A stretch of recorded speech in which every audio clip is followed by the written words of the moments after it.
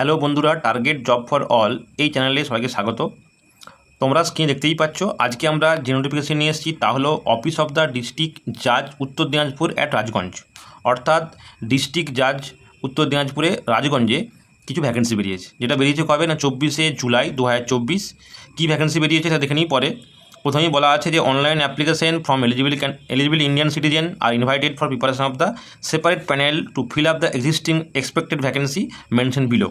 পরে দেখে নিই কী কী ভ্যাকেন্সি আছে। আচ্ছা, কবে থেকে শুরু হয় ভ্যাকেন্সি ফর্ম ফিল আপ? না স্টার্ট অনলাইন ডেট কবে আছে? 25 থেকে শুরু হয়ে গেছে। কতদিন চলবে? না 15/8/2024 পর্যন্ত চলবে। লাস্ট ডেট অফ সাবমিশন ফি কবে? না 18/8/2024। এইবার চলে আসছে যে কীভাবে অ্যাপ্লাই করতে হবে। এখন দেওয়া যাচ্ছে application for each category of post must be submitted through Uttar Dinajpur court recruitment 2024.in।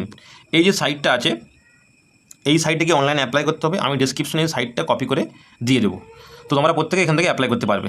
এবার চলে আসি কী কী ভ্যাকেন্সি আছে। না দেখো, এখানে দেওয়া আছে ভ্যাকেন্সি আছে English stenographer, UDC group B, LDC group C, আচ্ছা প্রসেস সার্ভার, তারপরে আছে কি না গ্রুপ ডি। মোট 5 রকমের ভ্যাকেন্সি আছে। তো এখানে দেখে নিই যে কোন ভ্যাকেন্সি কী যোগ্যতা আছে না আর কি তার স্কেল অফ পে আছে। প্রথমেই দেখা যাচ্ছে যে ইংলিশ স্টেনোগ্রাফার, যেখানে দুটো ভ্যাকেন্সি আছে জেনারেলে, বেসিক্যালি না মোট ভ্যাকেন্সি দুটো, তার মধ্যে ওবিসি ইসি একটা, এসটি একটা। স্কেল অফ পে আছে এখানে 32,000 থেকে 82,900 টাকা। ইউডিসি গ্রুপ বি, যার ভ্যাকেন্সি 7টা মোট, কিন্তু ইউআর আছে দুটো, বাকি মিলিয়ে 5টা। এখানে হচ্ছে স্কেল অফ পে কত 28,900 থেকে 74,500 টাকা। তারপরে আছে এলডিসি, যেটা ভ্যাকেন্সি হচ্ছে 32টা, বা ইউআর বা জেনারেলের ক্ষেত্রে 7টা, বাকি সব মিলিয়ে আছে তোমার হচ্ছে 28টা। তো এই হলো বেসিক্যালি যার হচ্ছে এলডিসির ক্ষেত্রে স্কেল অফ পে হচ্ছে কত না 22,700 থেকে 58,500 টাকা। এরপরে চলে আসি আমরা প্রসেস সার্ভার, যার স্কেল হচ্ছে কত না 21,000 থেকে 54,500 টাকা। পোস্ট 6টা আছে, আনরিজার্ভের জন্য একটা, যারা হচ্ছে এসসি এসটি ওবিসি তার জন্য হচ্ছে বাকি 5টা। নেক্সট আছে, এটা হচ্ছে বেশি ভ্যাকেন্সি আছে, এটা হচ্ছে গ্রুপ ডি, যার ভ্যাকেন্সি হচ্ছে কত না 27টা ভ্যাকেন্সি আছে এখানে। তার মধ্যে আনরিজার্ভদের জন্য আছে 7টা, বাকি 20টা আছে সব মিলিয়ে এসসি এসটি ওবিসি মিলিয়ে, যার পে স্কেল কত 17,000 থেকে 43,600 টাকা। আচ্ছা, প্রথমেই বলে রাখি এটা কিন্তু কন্ট্রাকচুয়াল জব, এটা পার্মানেন্ট জব, অর্থাৎ প্রত্যেকে অ্যাপ্লাই করতে পারবে যারা যারা অন্য ডিস্ট্রিক্ট থেকে আছো। আচ্ছা, চলে আসি যে এজের বিষয়ে। এজ কী আছে না, এজে আছে যে বয়স হচ্ছে 18-র বেশি হতে হবে, 40-এর কম হতে হবে। আচ্ছা, এইবার নেক্সট চলে আসি যে কী পোস্টের কী কী যোগ্যতা। যদি হয় ইউডিসি, সেক্ষেত্রে ইউডিসি অ্যাপ্লাই করার জন্য কী হতে হবে না গ্র্যাজুয়েট ডিগ্রি হোল্ড করতে, তার সঙ্গে অন্তত 6 মাসে একটা কম্পিউটার সার্টিফিকেট থাকতে হবে, এবং মিনিট 40টা টাইপ করতে পারবে এরকম স্পিড থাকতে হবে। তারপরে চলে আসি for the post of English stenographer group B. সেখানে কি আছে, এটা এলডিসি সি ক্যাটাগরির এবং গ্রুপ বি ক্যাটাগরির। এখানে মাধ্যমিক পাস হলেই হবে, তার সঙ্গে সঙ্গে কম্পিউটার ট্রেনিং সার্টিফিকেট থাকতে হবে। তার সঙ্গে যে ইংলিশ স্টেনোগ্রাফার হিসাবে মিনিমাম স্পিড থাকতে হবে 80টা শর্ট হ্যান্ডে, আর 40টা থাকতে হবে টাইপ রাইটিংয়ে। ঠিক আছে। আচ্ছা, যারা গ্রুপ ডি হবে তার জন্য শুধুমাত্র 8 পাস হলেই হবে। সেটা যে কোনো স্কুল থেকে হতে হবে অথবা মাদ্রাসা থেকে পাস করলেও হবে। এবার এক্সাম কী করে হবে না, এক্সাম হচ্ছে মোড অফ এক্সামিনেশন কী বলেছে, for the post of English stenographer grade 3, সেক্ষেত্রে ফেজ 1 স্ক্রিনিং টেস্ট হবে, যেখানে 100টা কোশ্চেন থাকবে 1 নাম্বার করে, 100 কোশ্চেন থাকবে 1 নাম্বার করে 100 মার্কস। আচ্ছা, টাইম থাকবে 1.5 ঘন্টা। সিলেবাস থাকবে কি না, ওই স্পেলিং থাকবে, correct use of words, correctness sentence, use of common phrase, synonym, antonym, punctuation, এসব থাকবে। যেটা মোস্ট ইম্পর্টেন্ট পয়েন্ট সেটা হচ্ছে কি, এটা হচ্ছে যে there will be negative marking of 0.5 marks for each wrong answer. এটা কিন্তু খুব মারাত্মক একটা ব্যাপার। বেসিক্যালি 3টের জন্য 1 নম্বর কাটা যায়, কোথাও 4টের জন্য হয়, এখানে আছে 2টো কোশ্চেন ভুল করলেই তোমার 1 নম্বর কাটা যাবে। এটা কিন্তু খুব মানে মাথায় রেখে পরীক্ষা দিতে হবে। আর যদি তোমরা এখানে পাস করতে পারো ফেজ 1-এ, তবেই কিন্তু ফেজ 2-তে আবার অ্যাপ্লাই করতে পারবে, ফেজ 2 জন্য যোগ্য হবে। ফেজ 2 কী বলেছে, the candidate who qualify the screening test will be considered eligible to appear phase 2 and 3। তার ফেজ 2-এ কী আছে না ডিকটেশন অ্যান্ড পাংচুয়েশন, যেখানে হচ্ছে 100 সময় পরীক্ষা হবে। ডিকটেশন করতে টাইম দেওয়া হবে 5 মিনিট, আর ট্রান্সক্রিপশনের জন্য থাকবে তোমার হচ্ছে শর্ট হ্যান্ডের জন্য থাকবে তোমার হচ্ছে 1 ঘন্টা। আচ্ছা, ফেজ 3-তে কী হবে, টাইপিং টেস্ট হবে, যেখানে তোমার আগে বলাই ছিল যে অন্তত 40টা হচ্ছে তোমার টাইপ রাইটিং করতে পারবে, এরকম 40টা করে ওয়ার্ড মিনিটে করতে হবে। তার জন্য করতে হবে 100 মার্কস থাকে, 10 মিনিট টাইম থাকবে। আচ্ছা, ফেজ 2 আর ফেজ 3 পরীক্ষা একই দিনে হবে। ঠিক আছে। আর তাহলে লেখা আছে যে যদি দেখি আমরা যে on the basis of result phase 2 and phase 3 examination a number of candidate securing qualifying marks shall be called at particular ratio to the fixed by the authority for personality test. অর্থাৎ যদি এগুলো phase 2 and phase 3 number পায় তার উপর ভিত্তিতে তাকে personal টেস্টে ডাকা হবে এবং তারপর তার হবে কি কম্পিউটার পার্সোনালিটি টেস্ট বা সিপিটি, যেটা 50 মার্কসের হবে।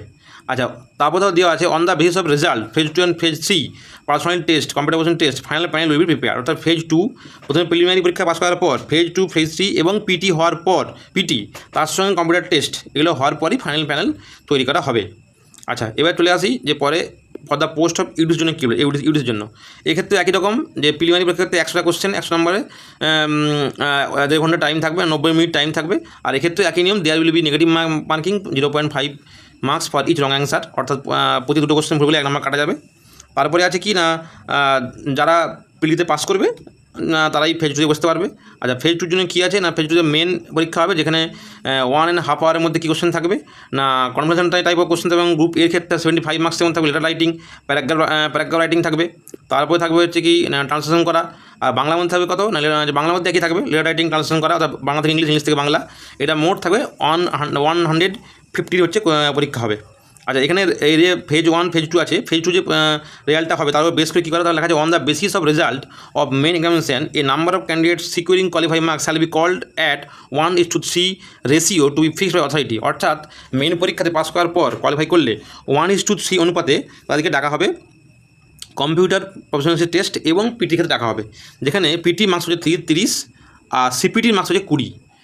পরে দেওয়া আছে যে on the basis of result of main examination for personal test computer personal test final panel will prepare. অর্থাৎ এখানে কী হচ্ছে যে মেন আর পার্সোনাল টেস্ট কম্পিউটার টেস্টের যত নাম্বার তুমি পাবে তারপর তোমার হচ্ছে প্যানেল তৈরি করা হবে। আচ্ছা, পরে একটা লেখা আছে যে দি standard of the examination shall be similar to that higher secondary examination standard of West Bengal Council of Higher Secondary Education। আর পরীক্ষাটা যে হবে কেমন স্ট্যান্ডার্ড হবে না, এই যে স্ট্যান্ডার্ড হবে। পরে দেখা আছে না for the post of LDC, যেখানে বলা আছে কি না ফেজ 1 হচ্ছে একই ব্যাপার 1.5 আওয়ার, অর্থাৎ 90 মিনিট টাইম থাকবে, যেখানে 100টা কোশ্চেন 100 নাম্বার। আর there will be negative marking 0.5 করে দুটো কোশ্চেন ভুল হলে 1 নম্বর করে কাটা যাবে।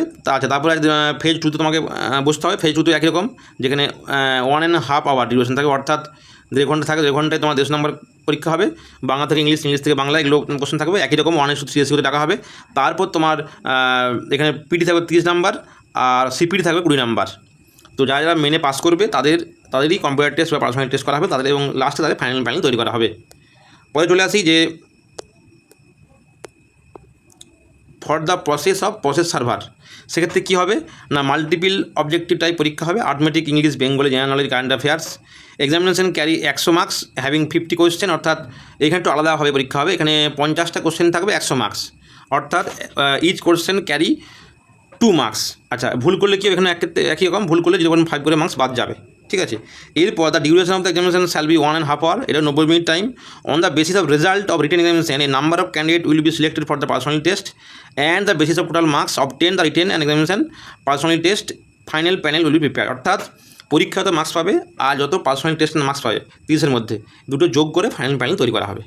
নেক্সট চলে আসি যে for the post of peon, night guard and ফ্যারেস, সেখানে কী দেওয়া আছে না a written examination is to be conducted by authority which will carry 100 marks having 50 question.